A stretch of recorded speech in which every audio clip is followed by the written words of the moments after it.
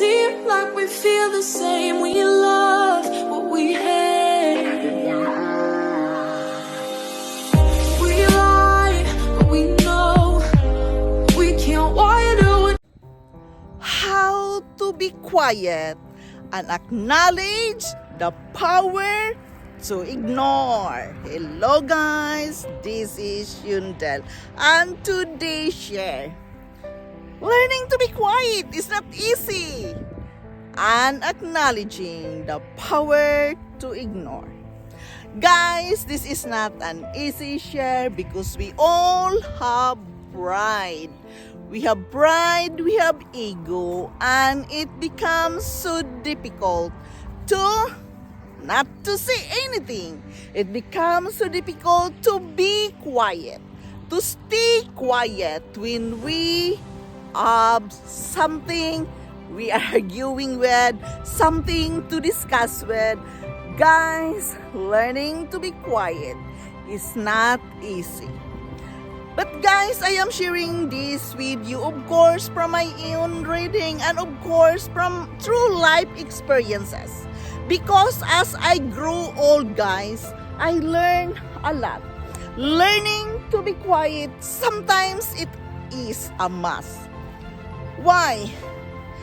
Because you cause so much troubles, chaos, stressful moment when you keep arguing with somebody, when you keep fighting with someone, when you keep discussing and not reaching to a solution.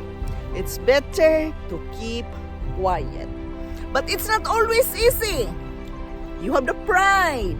You have your ego. You don't like that somebody touch your ego, right? It's not easy. We are all human and it is very difficult when somebody touches our ego. Guys, how to become quiet really is not easy.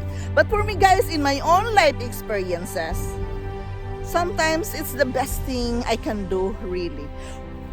There are moments in my lives that I experience a lot of negativity, a lot of, people accusing me, people, sometimes so much intrigues, so much gossip, so much things which is not true.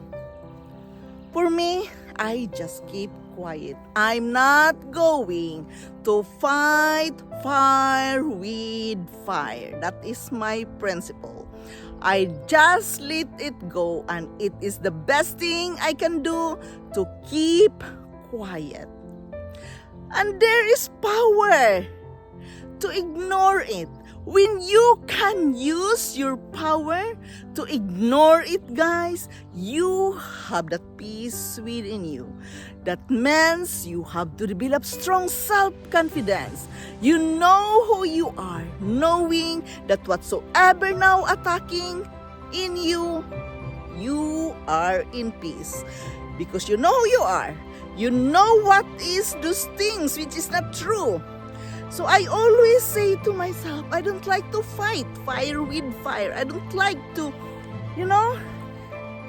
quarrel, fighting, gossip, intrigues, and a lot of things. So the best thing for me is to keep quiet. And how to be quiet? When things are in chaos, when things are in stressful.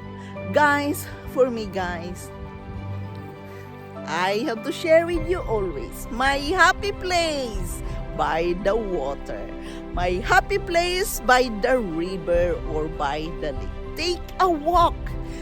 Go out from your house.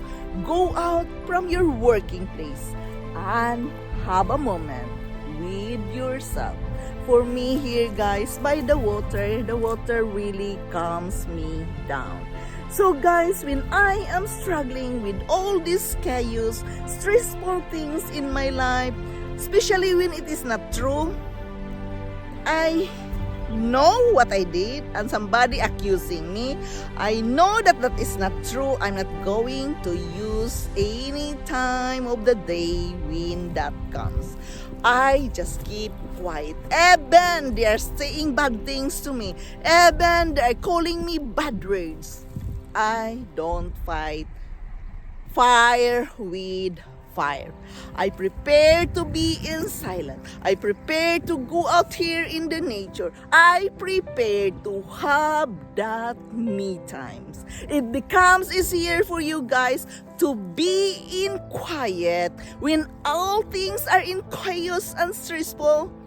Go to your happy place. I have my happy place, sir. The nature really calms me down. I feel safe and secure that I am safe in the palm of God's hand when I can go out here in the nature. This is my way of keeping quiet.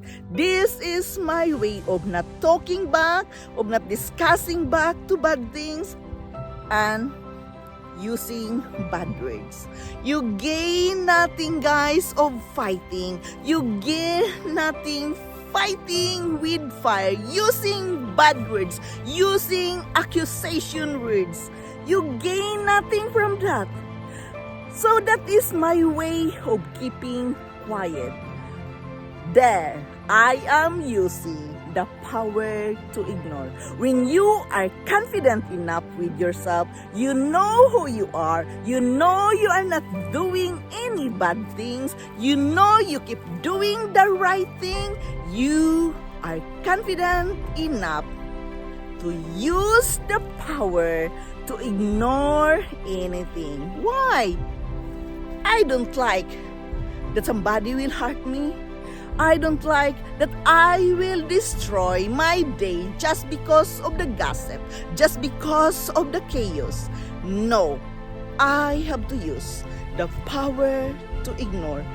You can only use that, guys, when you are confident with yourself, when you know who you are, when you know that you are doing the right thing.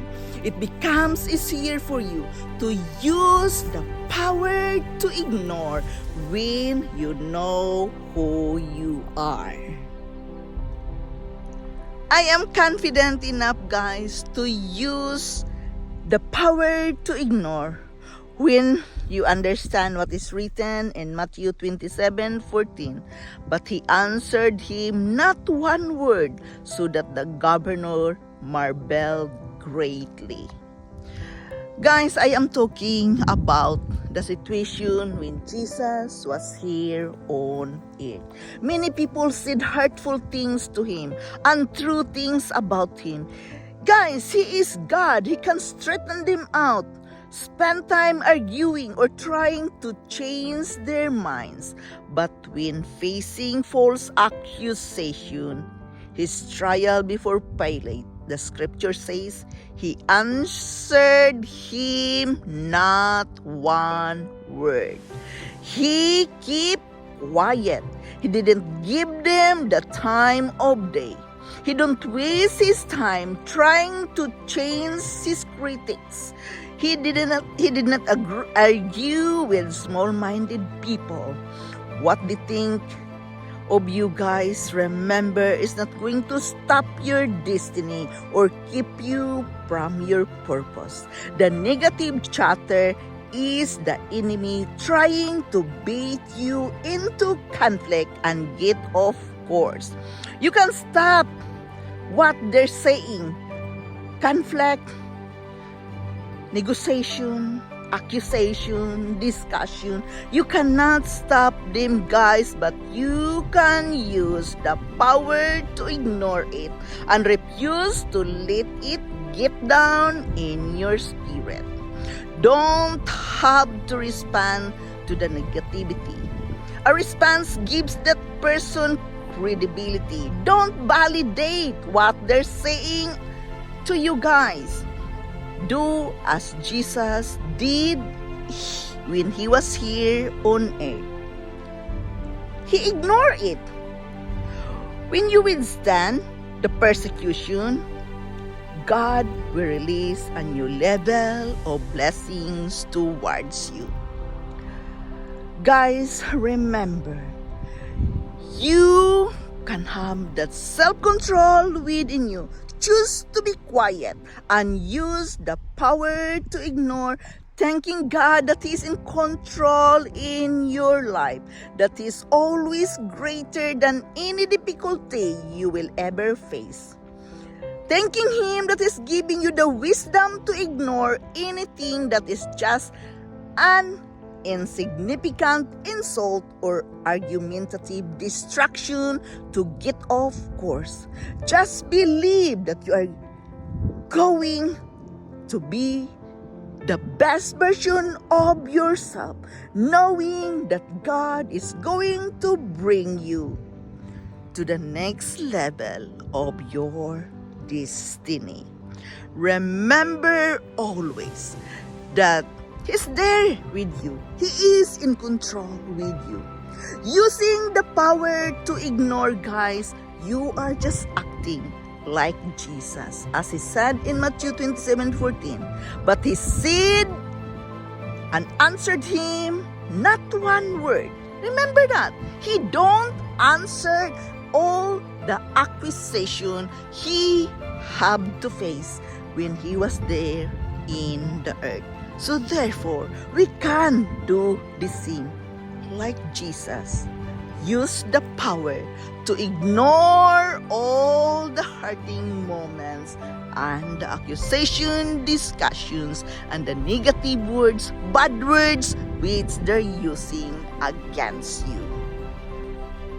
For me, guys, in my own experiences, it becomes easier for me to be quiet when I know who I am. I know who I am. I know what are the things happening. I believe myself that I did the right thing. I believe and confident with myself, knowing who I am, that all those accusation is not true. It becomes easier for me to keep quiet. Do not say anything. I'm not using my time to argue with them. Even they're using bad words to me, I will not buy that. I will just keep quiet and use the power to ignore anything. Yes, it becomes easier for you to ignore anything, and don't use your time arguing them. You know what is right. You know you did not did wrong. Why you should keep arguing to those short-minded people, as it says in the scripture. Stop arguing to those short-minded people. This is Yundel. Thank you for listening. Thank you for dropping here in my channel. I am very grateful to each and every one of you. I love you all, and bye. Like we feel the same, we love